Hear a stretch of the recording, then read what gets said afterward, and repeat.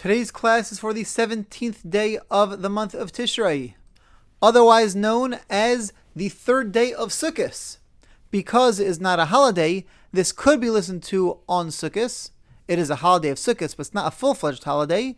It's one of the Chol Hamoed days. However, this year that I'm recording it in 2024, the third day of Sukkos is on Shabbos, and so please do not listen to this on Shabbos, rather before or after the holiday and Shabbos. We are continuing in chapter 98, discussing the laws of holidays of Yom Tif. Today we'll be doing paragraphs 14 to 22. I assume that most of you do not have any doves in your backyard that you are raising to eat, and therefore we will skip paragraph 14, which discusses how to deal with such dovecotes. Paragraph 15 discusses what to do with the ties that you had tied your chicken's feet, the feet of your chicken together with when you're bringing them to be slaughtered, so we'll skip number 15.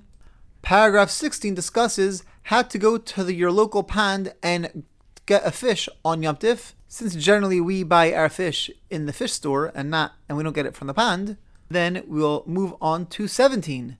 But 17 discusses also if you set traps and you're not sure when the animal came into your trap and you want to slaughter the animal on Yom Tif, could you do it? Again, not so practical for us in 2024. But paragraph 18 is practical.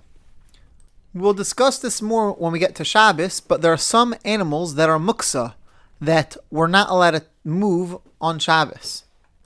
If we have such muksa animals, and this would include chickens in your backyard if anybody is raising chickens, then we are not able to feed them directly. We can't put food directly in front of them on Shabbos. We could put food near them and they'll come over and eat the food. We can't put food directly down in front of them. And though I said Shabbos, this applies to Yom Tif as well. Paragraph 19 discusses if you slaughter an animal and then you open up the insides. Anytime an animal is slaughtered, is shechted, you have to check the insides, the different organs to make sure they're healthy. Because if they're not healthy, the animal might not be a kosher animal, even though it's slaughtered properly and comes from a kosher species. Paragraph 19 discusses what do you do if you find out this animal is not kosher. It has some defect within one of the internal organs that would render it not kosher. What do you do with it? Again, not so practical for us in 2024. Paragraph 20 discusses some rules about slaughtering animals on Yom Tif. Paragraph 21 discusses more rules about checking the internal organs of animals that were slaughtered on Yom Tif.